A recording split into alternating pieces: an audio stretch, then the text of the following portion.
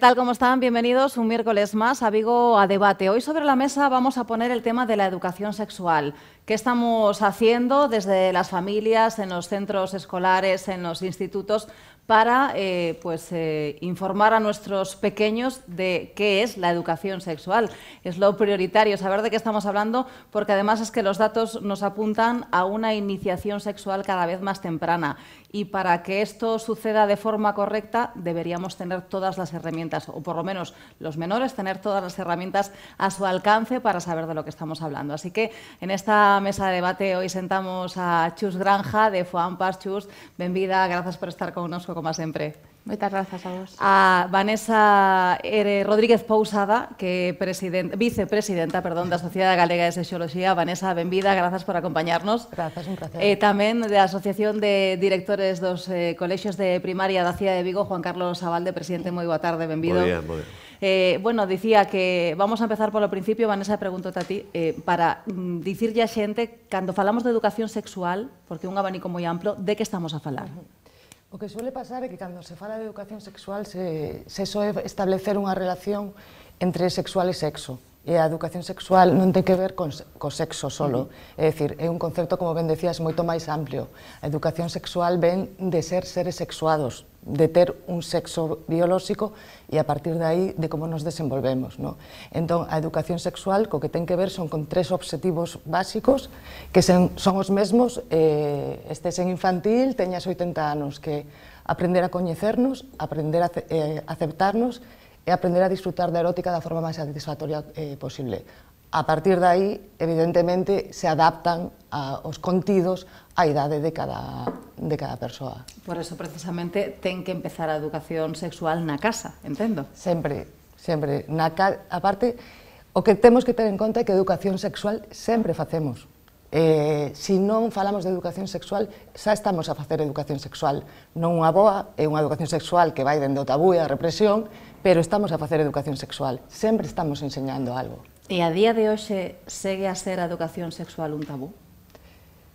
Segue sobre todo nos adultos, máis que nos cativos. Os cativos piden, solicitan este contido. Ás veces pasamos a... Antes era un tabú e se sabía que era un tabú, digamos, isto estaba moi claro, na nosa época sabíamos que había unha represión, entón facíamos por buscar estes contidos, e agora o que se está a decir é o contrario, que é a época na que hai máis información, nas que máis se sabe de todo, entón sigue existindo o tabú, pero por sobre presentación, de alguna forma. Entón, é o que lle pasa moitas veces aos adolescentes, que non saben, que nos falamos do doble cego.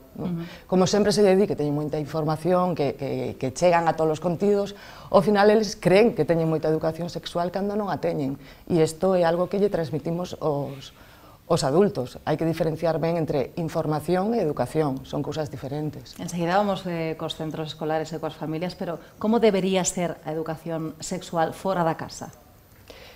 Fora da casa refires nos centros escolares, pero falamos dos centros escolares primaria e despois, cando pasan tamén ao instituto, como debería ser ese contacto? Primeiro, debería estar introducido nos currículums de forma obrigatoria e como un contido máis, hoxe en día é a transversal, que sempre debe tocarse e como sempre está no transversal, ao final nunca se toca. E depende un pouco da boa fe do colexio, dos profesionais que están aí, que son os que deciden se poñen o foco nese contido ou non.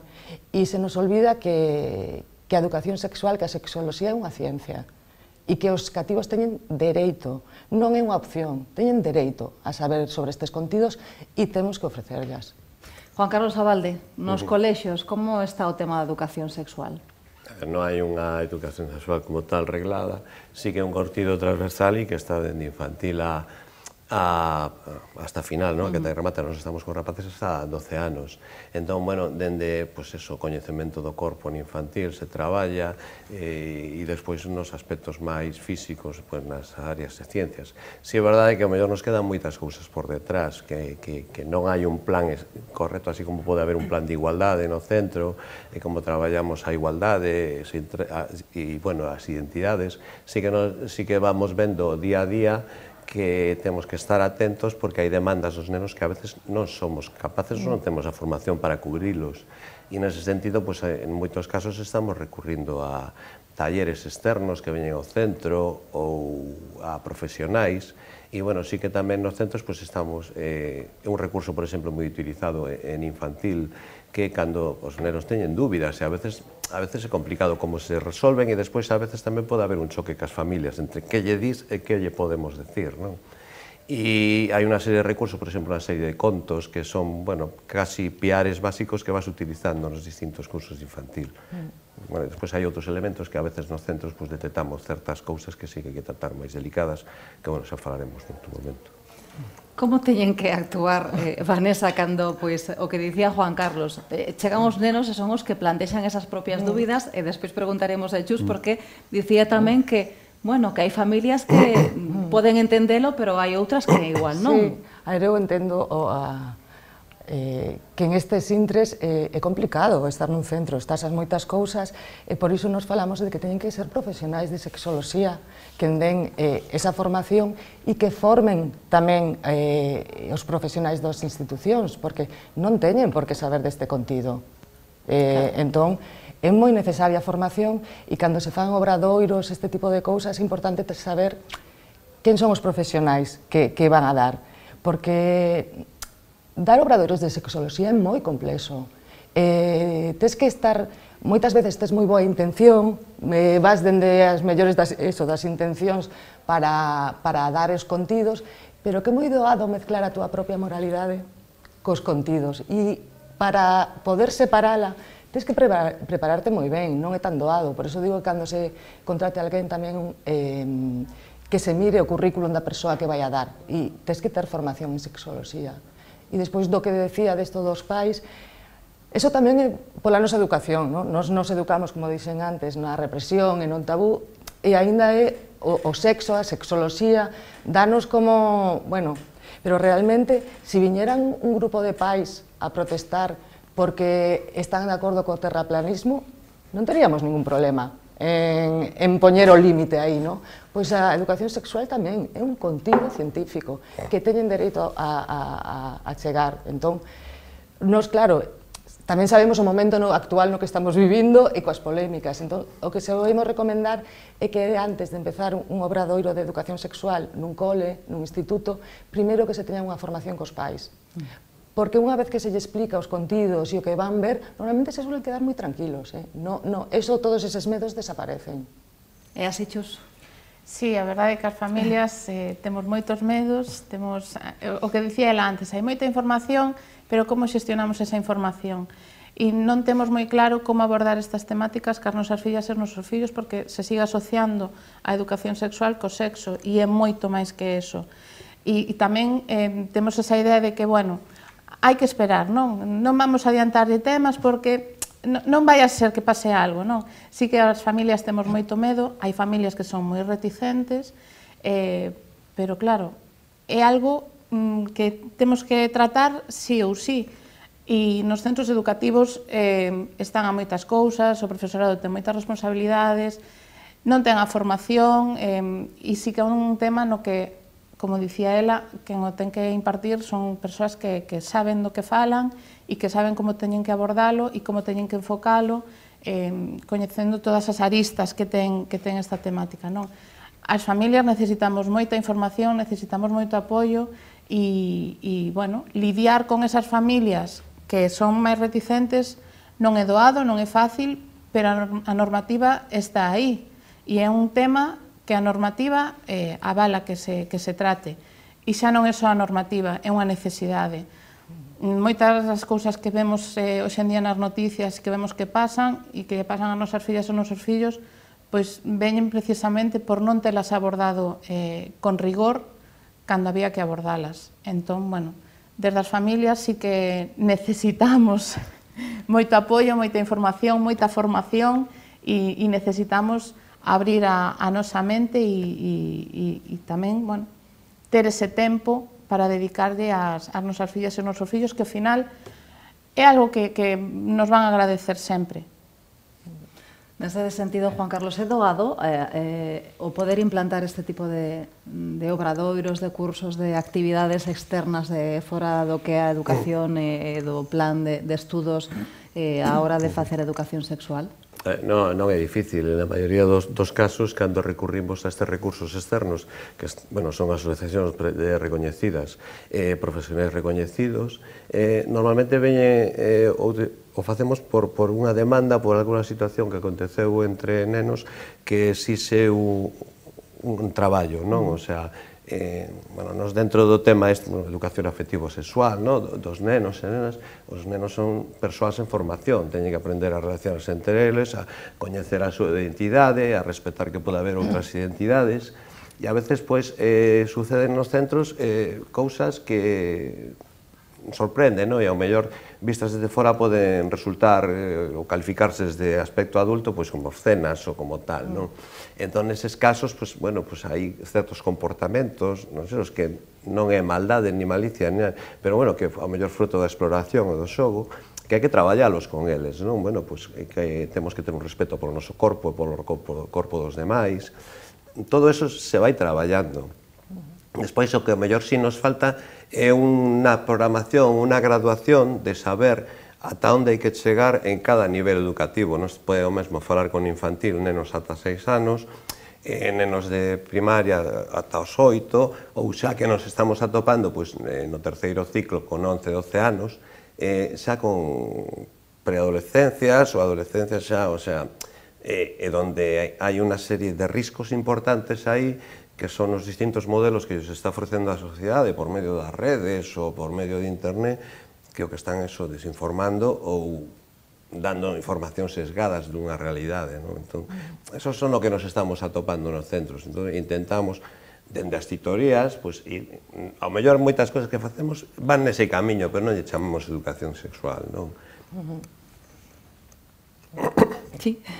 Non, que sí que o que decía, sí que ves esa realidade, non? E que moitas veces, cando hai un comportamento que ten que ver co que ben decía Juan Carlos, que é o descubrimento do corpo, pois inquieta moito, non? Inquieta moito, sobre todo os adultos, porque o que suele pasar é que somos os adultos os que introducimos a mirada sexual. Eles non a teñen todavía, non? Non. Os nenos o que fan é xogar e explorar o corpo, incluso o que se lle chama masturbación infantil, a masturbación infantil non é no mesmo sentido que a adulta. Na infantil ten que ver con, precisamente, descubrir o corpo, pero os que poñemos a mirada sexual, erótica, aí somos adultos e por eso nos inquietamos. Os nenos están noutra cousa. Se nos saben, cando empezan a surdir estas conductas, introducimos iso, somos nos os que xa os estamos un pouco como, aquí que pasa? Isto non é normal, porque normalmente cando é moi típico cando un neno se está tocando, decirlle, caca, aí non toques, cochino, sempre empezamos a establecer unha idea de sexual con sucio, con pecaminoso, casi. Entón, sí, é difícil, se non tes a formación, poder estar preparado para ese tipo de situacións con tranquilidade e naturalidade, sin máis. E tendo en conta que vamos errar moitas veces e que non pasa nada. Que erramos continuamente no día a día. Non se trata de non errar, sino de que facemos unha vez que erramos. Poñer un pouco dende aí, non temos que ser expertos e decir a palabra exacta, perfecta. Non, naturalidade, se metemos a zoca, pois despois xa vemos como a sacamos. Cantas veces, non? Ademais, claro. Cantas veces nos equivocamos. Chus, nas familias, moitos casos destes dos que estaba a falar Juan Carlos nos colexios, Vanessa? Bueno, a ver... De preocupación de que o miremos diferente nos ou lle deamos máis importancia da que realmente ten, como di Vanessa. É a tónica, sí que é verdade que asusta, non? Así de primeiras, pero porque o vemos desde a nosa perspectiva e cos nosos lentes.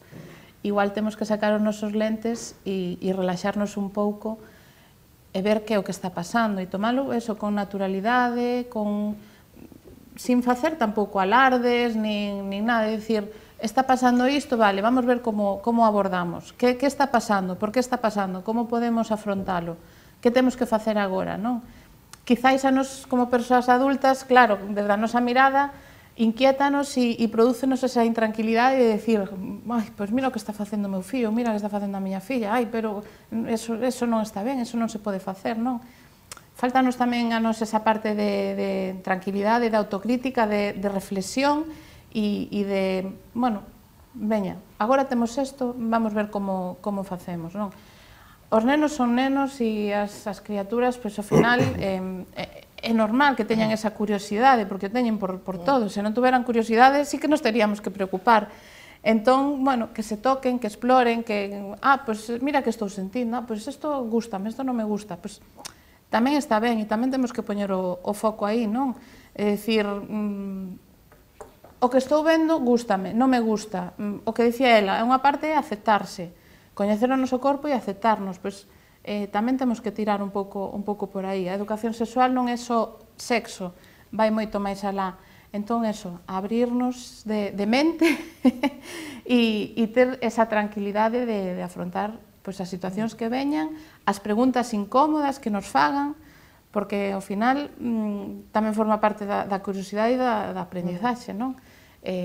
E non temos que sabelo todo, que tamén é unha cousa que está aí que parece que temos que ser enciclopedias e sabelo todo, non? Pois se hai algo que non sabemos, que descoñecemos ou que non temos seguridade, pois bueno, vámolo investigar, vámolo facer en conxunto, onde podemos buscar, que podemos... Non, tamén forma parte un pouco do proceso.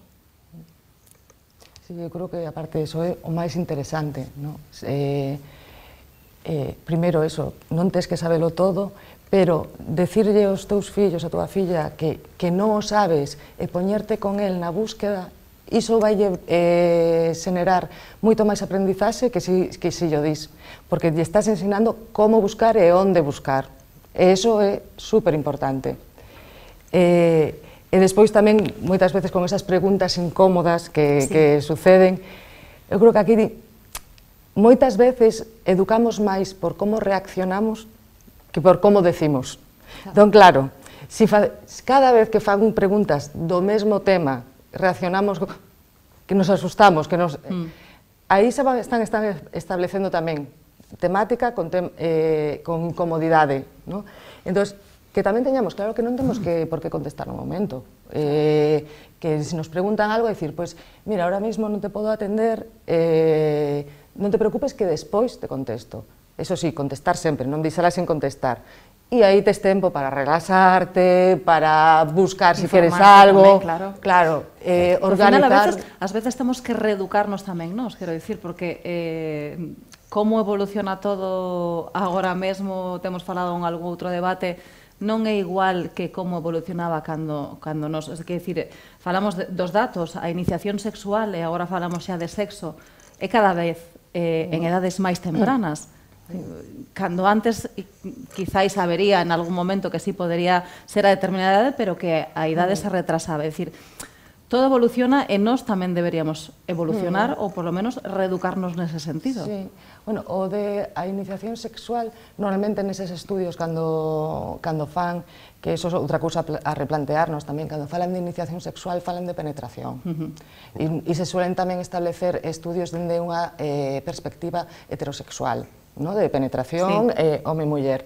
Entón, as relacións sexuais, evidentemente, van máis aló da penetración, podes ter unha relación sexual sen que haya unha penetración. Entón, bueno, tamén como facemos os estudios, deberíamos pensar sobre eles. E despois o que dis que cada vez están aparecendo iso antes, iso tamén ten que ver cun síntoma social. Nos falamos de adultescencias e infantescencias. Realmente, o que é a etapa social da adolescencia cada vez se está expandindo, cara abaixo e cara arriba. O que vemos é que a época de idade que hai máis deseabilidade social. Todo o mundo quere quedarse na adolescencia. Se nos fijamos, os modos de vestir son adolescentes, casi é difícil diferenciar como se viste un neno, un adolescente e un maior. O que a moda é a marca do adolescente, non? As dinámicas de ocio tamén están marcadas moi por adolescente, festivais, ahora vemos xente con 50 anos que vai incluso se adaptaron os festivales para as familias, para que podas ir coa familia e sigas tendo os modos de vida propios do adolescente. A falta de compromisos, escapar de esa falta de compromisos, digamos que eso se expandiu un pouco, non? Entón, claro, se vai hacia baixo, tamén esa iniciación sexual que ten que ver co descubrimento da propia identidade, da relación cos outros, que iso é fundamental na adolescencia, o grupo social, e o establecimento casi da identidade, claro, e as relacións sexuais, pois claro, se iso aos modos da adolescencia se van expandindo hacia as infancias, as relacións sexuais tamén entran aí. Pero iso é algo moi social, moi global. Que papel desenrola o teléfono móvil dentro desta, xa vamos o momento culmen, pero sí que é importante porque xoga un papel determinante nesta educación, ou pode xogar a favor e en contra desta educación sexual. Pois xoga un papel importantísimo porque o temos presente casi as 24 horas do día nas nosas vidas. E é unha ferramenta que pode ser moi útil e moi positiva, pero tamén é unha ferramenta que crea moito conflito. Neste tema, as familias poden nos dar unha falsa tranquilidade. É dicir, vaime preguntar algo incómodo, digolle que non o sei, que o busque en internet. Claro, temos a ferramenta instantánea, podémoslo buscar e xa me quedo tranquila, non? Entonces, internet xa me salva a papeleta.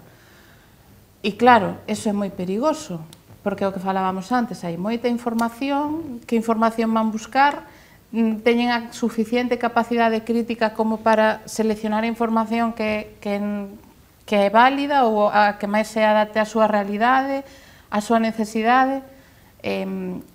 Tampouco a podemos deixar como que nos vai suplantar nese sentido, non? Entón, bueno, é unha ferramenta moi positiva se a utilizamos ben, pero temos que utilizala ben, non pode ser a única ferramenta, non? E despois, claro, o acceso aos contidos que hai nas redes, en internet, e que o temos a golpe de clic de dedo, pois tamén é algo que temos que falar cas nosas crianzas e xestionalo con elas, porque o acceso ao porno cada vez é antes, non sabemos que están vendo, non sabemos que están facendo, o acceso a chats, a persoas que suplantan a identidade, con quen están falando. Claro, temos que saber que ferramenta temos entre a man e como utilizala ben, non? Entón, eso sí que é unha tarefa pendentísima nas familias. Tamén é algo que nos dá moito medo e que, como descoñecemos, a falta de información e descoñecemento asusta, non? Entón, temos que dar ese paso de, bueno, vamos ver onde se move as nosas fillas e os nosos fillos. Pois veña, aínda que me coste máis, non? Que nos manexemos peor, pero temos que saber onde están. Nos coles, o móvil tamén. Sí, pero o móvil é unha ferramenta, é un instrumento, pero, bueno, márcase dentro de unha situación global que comentaba antes a compañeira. O sea, os coles non son máis que un reflexo da sociedade na que vivimos, non? E na sociedade na que vivimos, independentemente dos medios de transmisión, como pode ser un móvil, que é un arma de doble fío, si vivimos unha sociedade onde, desde moitos aspectos, pois é pouco educativa en moitos casos, non? Falo dende a música, falo do reggaetón, falo dende a moda, falo incluso dos modelos en películas infantis, como están tremendamente sexualizados, o sea, as personaxes de Disney teñen un aspecto determinado, non? Entón, eso todo vai dando unos modelos que os rapaces os van vendo, non? E nós na escola, pois, o que temos un pouco que educar para a diversidade, preparar os nenos para traballar para ver as distintas non sei, persoas, estereotipos ou formas de ser que hai no mundo e forma de relacionarse, e a veces é moi duro loitar contra todas esas forzas que veñen de fora, non? Xa te digo, somos centros onde viven persoas en formación e moitas veces lle chega unha serie de datos ou de información vía móviles, vía internet, e non teñen unha madurez para poder entender ou para poder comprender eso. Na nosa época, pois, bueno, sí, accedíamos ao sexo de unha forma moi difícil, a veces a escondidas, pero unhas idades onde xa había, ao mellor, unha formación nos nenos e nos jóvenes daquela época. Hoxe en día chega tan pronto, chega todo tan de golpe, que se quedan, ao mellor, co superficial, non saben entender que hai detrás, non saben comprender. É unha dura tarefa de... non se trata nin de fritar nin de prohibir, porque, ao final, algún pai, en algún momento, mira, sorprendín a meu fillo vendo porno. E, claro, que pues prohibir, sería, no, pues non vais máis la tele, ao final o que estás, o prohibido sempre chama atención. Entón, o que tes, bueno, pues que explicarle, mira, eso non é a realidade, é ficción, isto non é como funcionan as cousas, e a partir de aí terás que darlle información do que entende a familia sobre o que son as relacións entre as persoas, que tamén o mundo das relacións, ata fai antes eran home e muller, e hoxe en día temos que entender que a sociedade nos oferta outro tipo de relacións, hai diversos tipos de familias, hai diversos tipos de identidades que non podemos permanecer alleos. Tampouco nas escolas vamos estar preparando para todo, porque non dá para todo, non podemos preparar para todo. Entón, sí que cando acontecen algúns destos temas, pues, bueno, temos que estar atentos, saber reaccionar, non? Nos en primaria, pues sí que vamos vendo algún neno ou nena donde vemos que a súa identidade lle crea conflitos ou que nesta sociedade ou que non a ten definida. Bueno, pues sí, hai que axudar dentro do Departamento de Orientación, con charlas cas familias, e intentar normalizar as cosas, pero que é complicado e a veces, bueno, pues a veces é un marrón, como se di en algúns casos. Vamos a facer enseguida vamos contigo, Vanessa, de respostas ao que plantexaron tanto Chus como Juan Carlos. Vamos a facer un alto no camiño e de seguida estamos con vosco outra vez.